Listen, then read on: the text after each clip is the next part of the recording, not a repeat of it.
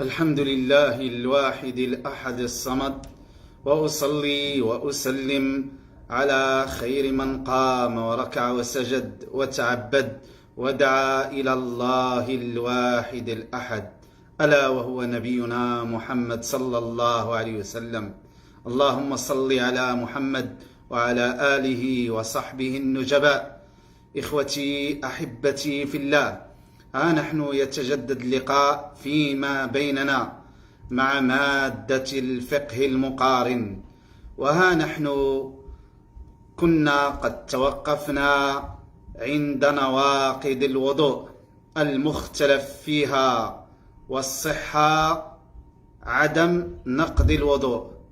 كنا توقفنا عند الناقض الثامن، ألا وهو الخارج من الجسد من النجاسة، كالدم الخارج من الجسد والقيح والصديد من غير السبيلين، لأن الخارج من السبيلين كما مر معنا سواء الدم دم الحيض أو من به أذى، إذا خرج من السبيلين وجب عليه الوضوء، مثل المرأة المستحاضة.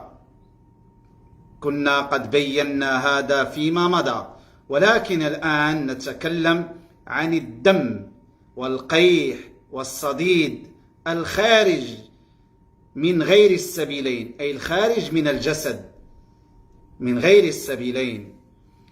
فذهب الحنابلة رحمهم الله إلى أن الدم إذا خرج من جسد الإنسان ولو من غير السبيلين فإنه ينقض الوضوء. وعلى هذا فالذين يصابون مثلا بحادث وأصابهم نزيف فإنهم على مذهب الحنابلة ينقض وضوءهم، ولكن الراجح من أقوال العلماء وهو مذهب الإمام مالك والشافعي رحمه الله، بخلاف أبي حنيفة وأحمد رحمهم الله، ذهبوا إلى أن الخارج من السبيلين من غير السبيلين من الدم والقيح والصديد، ذهبوا أنه لا ينقض الوضوء. من أولئك؟ الإمام مالك والشافعي، وهذا اختيار أبي العباس بن تيمية رحمه الله، إلى أن الشيء النجس كالدم الذي يخرج من غير السبيلين لا ينقض الوضوء. وهذا مثله مثل القيء، إذا خرج للإنسان القيء بغير عمد وتقيأ كما سيأتي معنا فإنه لا ينقض الوضوء. إذن فالراجح أن القيء والدم لا ينقض الوضوء. وقد قلنا أن القيء عند الأئمة الأربعة، وحكى هذا ابن المنذر الإجماع أنه نجس، والدم كذلك الراجح أنه نجس. فخروج هذا الدم وخروج هذا القيء النجس من غير السبيلين لا يدل على نقض الوضوء. وقلنا هذا هو مذهب الإمام مالك والشافعي، وهو اختيار ابن تيمية رحمه الله. إخوتي أحبتي، واستدلوا بأنه لا ينقض الوضوء بأفعال الصحابة، بأن الصحابة رضي الله عنهم كانوا يجرحون ولم ينقل عنهم أنهم توضأوا وجددوا الوضوء. إخوتي أحبتي، لهذا الصحيح من أقوال أهل العلم كما قال الحسن البصري رحمه الله، وهذا رواه الإمام البخاري رحمة الله عليه: ما زال المسلمون يصلون في جراحاتهم. وجاء كذلك عن جابر رضي الله عنه أن النبي صلى الله عليه وسلم كان في غزوة ذات الرقاع، فرمى رجل بسهم فنزفه الدم وسجد ومضى لصلاته. وعصر ابن عمر رضي الله عنه بترة فخرج منها الدم ولم يتوضأ رضوان الله عليه، وهذه الآثار أوردها الإمام البخاري رحمه الله معلقة، وقد وصلها ابن أبي شيبة بأسانيد صحيحة. ومثل هذا ما يروى عن أبي هريرة رضي الله عنه أنه لا يرى بالقطرتين من الدم في الصلاة بأسا، وأنه يدخل أصابعه في أنفه فيخرج عليها الدم فيحته ثم يقوم فيصلي. ذكر ذلك عنه ابن أبي شيبة في مصنفه بسند صحيح. وكذلك قصة الصحابي الذي جرح وهو يحرس الصحابة في الشعب واستمر في صلاته لما رمي بسهم وأصابه في صدره، وكان يقرأ سورة الكهف فبدأ الدم ينزف ومضى في صلاته ولم يقطع. وقد رواها الإمام أحمد في مسنده وأبو داود في سننه، والحديث حسنه الإمام النووي وشيخنا الألباني رحمه الله في هذا الزمان. إذن فالدم النازل من هذا الصحابي هو دم نزيف، والنزيف يعد رخصة تبيح لصاحبها أن يصلي على حاله ولو جرى معه الدم، لأنه لا يستطيع إيقافه. ومثل هذا حديث عمر رضي الله عنه لما طعنه أبو لؤلؤ المجوسي عليه من الله ما يستحق أكثر من 3 طعنات، فصلى عمر رضي الله عنه الفجر وجرحه يتعب دما، كما روى الإمام مالك ذلك في الموطأ. فهذه حالة ضرورة لا بد أن نفهم. إذن إخوتي أحبتي، أما الدم الذي يسيل بشكل متواصل ولا يمكن وقفه فإنه يأخذ حكم من به سلس البول أو حكم المستحاضة، فيصلي ولو قطر البول ولو سال الدم، ولا يدل ذلك في الحالتين على طهارة البول أو طهارة الدم. إذن مثله مثل المستحاضة التي تتوضأ وتقوم للصلاة فإن الدم ينزل منها وذاك مرض أصابها. إذن إخوتي أحبتي، ولهذا يؤيد ذلك أن الحسن البصري رحمه الله لما سئل عن الرجل يحتجم ماذا عليه فقال يغسل أثر محاجمه، كما في مصنف ابن أبي شيبة.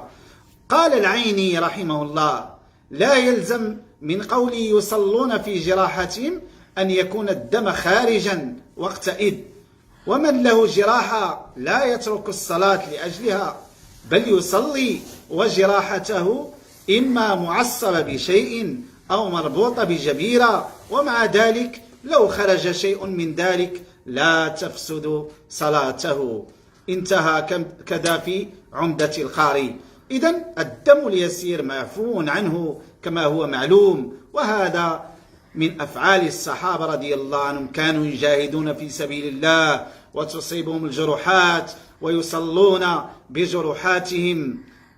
هكذا إخوتي أحبتي في الله، ولنا في نبينا محمد صلى الله عليه وسلم أسوة. قد جرح شج رأسه في غزوة أحد وكسرت رباعيته، والإنسان لما تكسر رباعيته أو يقلع سنة لا بد من خروج الدم، ولكن هذا الدم وإن خرج الإنسان يتوضأ ويخرج الدم بعده لا حرج عليه، فيصلي بوضوئه ولا ينقض هذا الدم، لا ينقض الوضوء.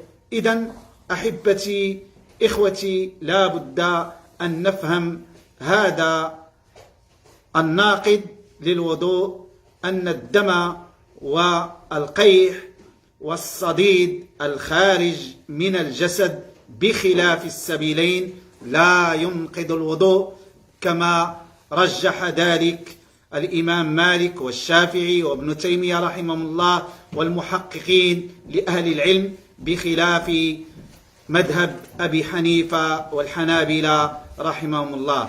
إذن إخوتي أحبتي، يقول أبو جعفر الطحاوي رحمه الله وهذا المذهب قد ذهب إليه غير واحد من أهل العلم، منهم مالك والثوري وإلى غير ذلك.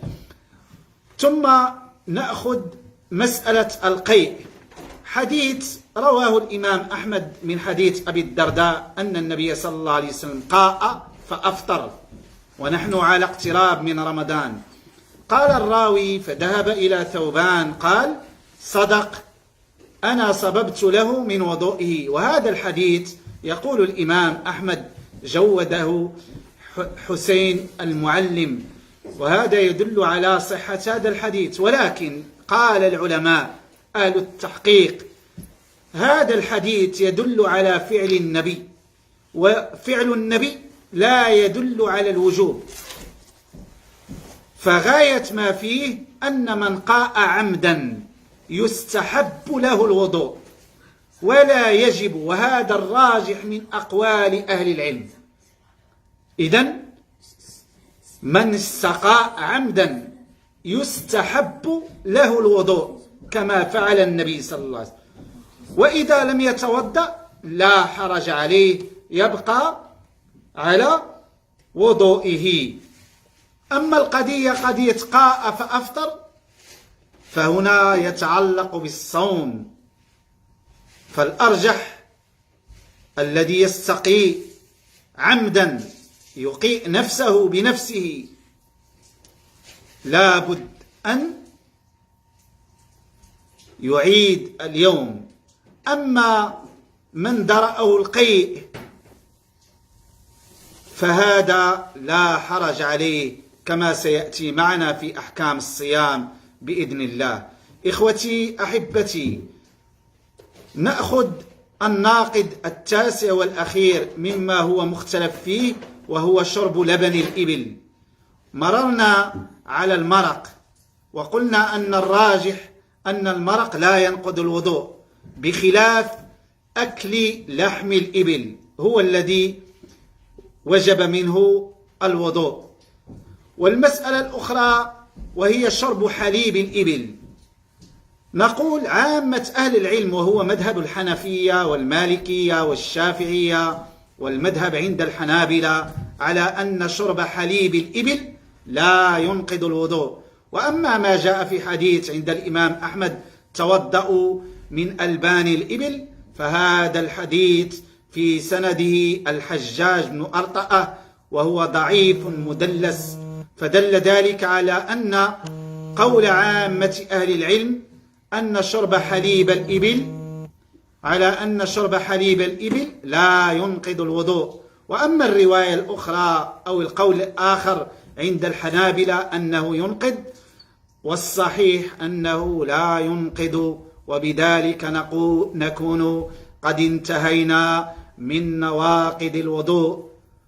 وهناك مسائل في نواقض الوضوء، فلله الحمد رب السماوات والأرض أن فقهنا في ديننا وبين لنا كما بينا أقوال العلماء في 3 مراحل لنواقض الوضوء: نواقض أجمعت العلماء عليها أنها ناقضة للوضوء، ثم نواقض مختلف فيها في نقض الوضوء والراجح نقض الوضوء، ثم الثالث الذي ختمنا به نواقض مختلف فيها في نقض الوضوء والراجح أنها لا تنقض الوضوء. نفعني الله وإياكم بما سمعنا، ونسأل الله أن يزيدنا علما وعملا، وأن ينفعنا بما علمنا، ويرزقنا العمل والعلم الصالح كما كان عليه الصحابة رضي الله عنهم. والله تبارك وتعالى أعلى وأعلم، والسلام عليكم ورحمة الله وبركاته.